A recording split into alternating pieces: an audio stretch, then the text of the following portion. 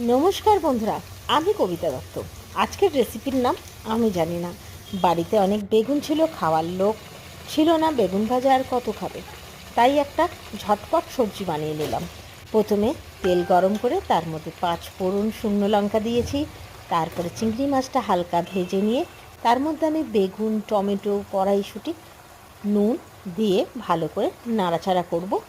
তারপর তার মধ্যে আমাদের স্বাদ মতো রেগুলার যে মশলাগুলো আমরা দিয়ে থাকি, হলুদ, লঙ্কা গুঁড়ো, স্বাদ মতন আমরা পরিমাণ মতো দেব।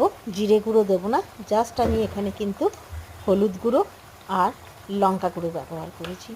তারপরে ভালো করে যখন দেখবেন বেগুনগুলো ভাজা ভাজা হালকা হয়ে যাবে, তখন আপনার এর মধ্যে ভালো করে মশলাগুলো মিক্সড করে নিয়েছি, দেখতে পাচ্ছেন আপনারা। ভালো মতো মিক্সড হয়ে গেলে মশলাগুলো সব জায়গায় ছড়িয়ে যাবে, আর বেগুনটা যেহেতু নুন দিয়েছি অটোমেটিকই সেটা নরম হয়ে সেদ্ধ হতে থাকবে। তাই আমি এরপর এর মধ্যে জল দিয়ে দিয়েছি। জল দিয়ে 10 মিনিট ঢাকা দিয়ে রাখবো। তারপরে আমার আইটেমটা কিন্তু অনেকটা হয়ে যাবে।